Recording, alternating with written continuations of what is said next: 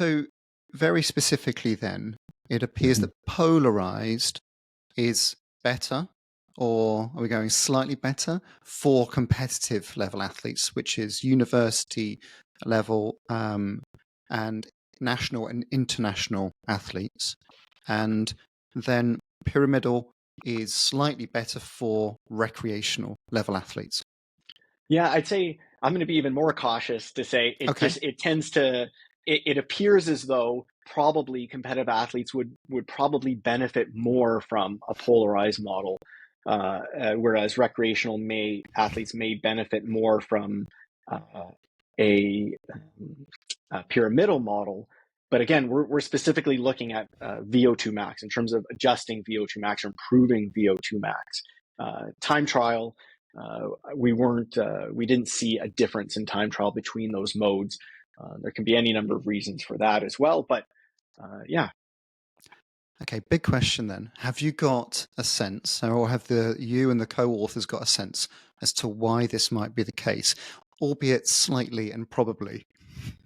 Yes, no, good question. In fact, I'm working with or we're trying to get some additional data from one of our co-authors to investigate this. And there's a couple reasons why this might be the case. And again, if we're considering VO2 max itself, well, is it possible that competitive athletes are able to handle more intensity? And if intensity is going to push VO2 max, is it possible that that's why they require to do more of a polarized model? Whereas recreational athletes, maybe they can't handle the same degree of intensity. And so maybe they'll shift more towards a pyramidal model and they're able to recover quicker. It could be one of the potential reasons why it might be more beneficial for them. So that's the first thing that we were thinking. The other thing is, and this is very theoretical now, even though I'm sure many people think about things this way as well. There was one of the studies that was included involved periodizing the training intensity distribution models. Now, of course, we weren't able to include the specific periodized groups because it wouldn't have met the eligibility criteria.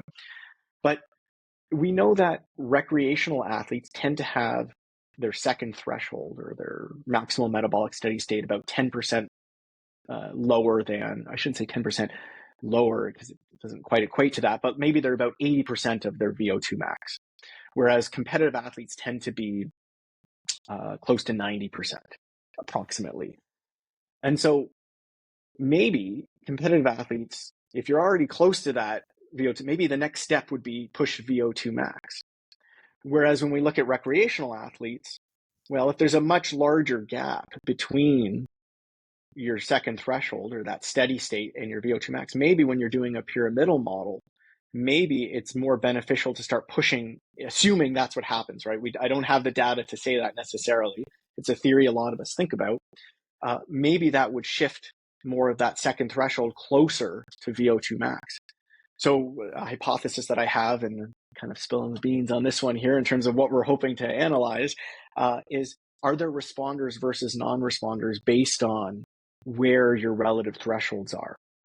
And so that's the other thing that I'm thinking about right now, and we're going to look into the data to see if that's the case. And so one, is it just that there's a difference in how athletes can handle intensity? And then the other thing is regardless of whether you're recreational or competitive, does it have to do more with where your thresholds are?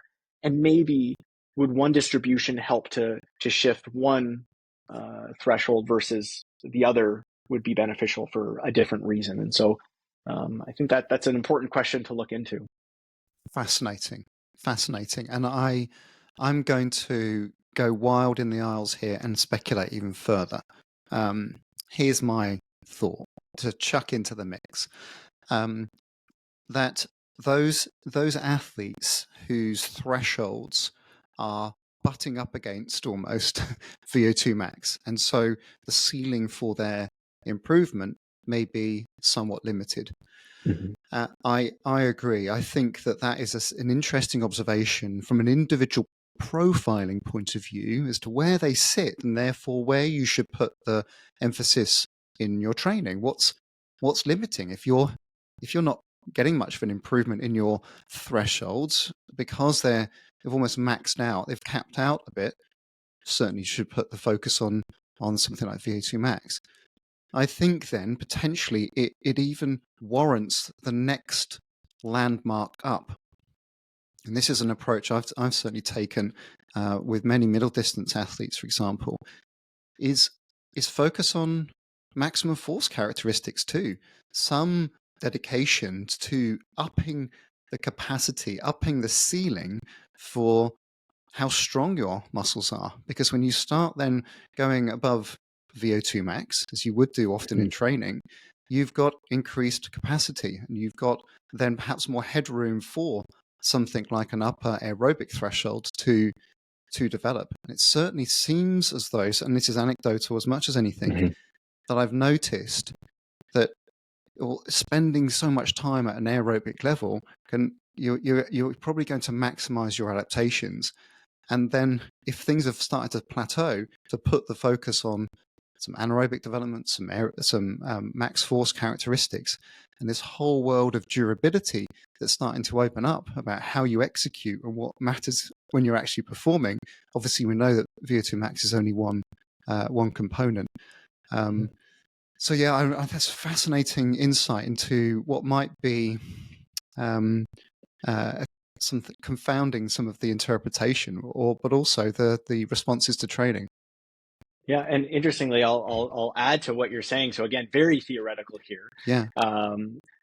When we train our VO2 max, we know if you're exercising and you go above your maximal metabolic steady state, you can't replenish your CP. You can't your creatine phosphate stores. But if you push your VO2 max and you have an ability to replenish these anaerobic stores better, while you might not be improving your submaximal capabilities, it may be beneficial for highly competitive athletes who sometimes need to push above. By training at such a high intensity, obviously we still know you won't replenish it above, but maybe you're increasing your capacity to replenish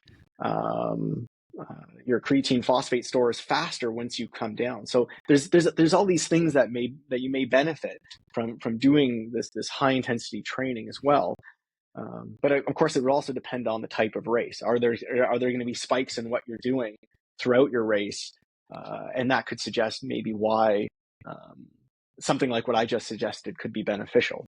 Yeah, well, my head goes immediately to Pogacar and Vingegaard in the Tour de France, where you just rewind 5 years ago, and everything was run at a very controlled, steady intensity on the flats and up the hills. And now it's pacey, it's volatile, it's this series of sprints. And so that type of training is warranted to compete, not least develop your capacities. Yeah. And so I suppose if I zoom out a little bit, then if there are possibly polarized approaches being slightly better for competitive athletes and for pyramidal for recreational, this feels at least like it's a good place to start for people. If they're thinking about considering different types of models, and I would always include some sort of discussion about starting somewhere, and if it doesn't work for you, shift the focus to a different model based on you getting results or not getting results. And so this seems as though it offers a slightly more focused start point. If you're a competitive athlete, this is a good place to start. If you're recreational, and maybe try the pyramidal. And if it doesn't work for you, try something else.